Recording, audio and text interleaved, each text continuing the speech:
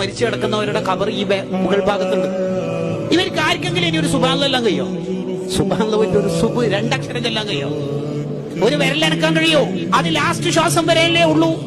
40 കൊല്ലം പള്ളിയിൽ ബാങ്ക് കൊടുത്താൽ ഈമാനില്ലാതെ മരിച്ചുപോയ ചരിത്രമുണ്ട് കിതാബിൽ. ഇത് കേൾക്കുമ്പോ നമുക്കൊരു ബേജാറ് വേണ്ടേ? നമുക്ക് ഈമാനോടെ മരിക്കണ്ടേ? യമൂത്തുൽ മർഉ അലാ മാ ആശ അലൈഹി, അവനവൻ എങ്ങനെ ജീവിച്ചോ അതിനനുസരിച്ചിട്ടാ മരണപ്പെടുക. അദ്ദുന്യാ സഅ, ദുനിയാവ് എന്ന് പറഞ്ഞാൽ കുറച്ച് സമയങ്ങളാണ്. ആ സമയത്തിനൊക്കെ മോനെ നീ ഇബാദത്താക്കി മാറ്റണം. ഒരാൾക്കും മഹ്ശറയിൽ പോയിട്ട് പറയാൻ കഴിയൂല എന്ത് 24 മണിക്കൂർ കിട്ടി എന്നുള്ളതൊക്കെ, അഥവാ 86,400 സെക്കൻഡിന്റെ മലയാളമാണ് 24 മണിക്കൂർ. അത് കിട്ടി എന്നുള്ളതൊക്കെ, പക്ഷെ എന്താ ചെയ്യേണ്ടത് ഒരു പിടുത്തം കിട്ടിയില്ല. അങ്ങനെയൊക്കെ പറയുകയോ? ഈ 24 മണിക്കൂറിന്റെ ഉള്ളിൽ എന്താ ചെയ്യേണ്ടത് ഒരു പിടുത്തം കിട്ടിയില്ല. അങ്ങനെ ആർക്കെങ്കിലും പറയുകയോ? മഹ്ശറയിൽ എന്തെല്ലാം ഓപ്ഷൻ ഉണ്ട്. സ്വലാത്തുണ്ട്, ദിക്റുണ്ട്, ഖുർആനോത്തുണ്ട്.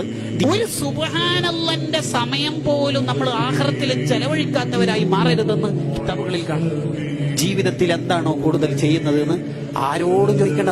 നമ്മളോട് തന്നെ സെൽഫി എടുത്ത് ഹൃദയത്തിലേക്ക് ഒരു ക്ലിക്ക് ചെയ്തിട്ട് ചോദിക്കുക, ഞാൻ എന്താ ജീവിതത്തിൽ കൂടുതൽ ചെയ്യുക? എന്റെ മക്കൾ കൂടുതൽ സമയം കാണുന്നത് ഖുർആൻ ഒന്നാണോ ഫോൺ ഉപയോഗിക്കുന്നതായിട്ടാണോ? നമ്മളോട് ചോദിക്കുക.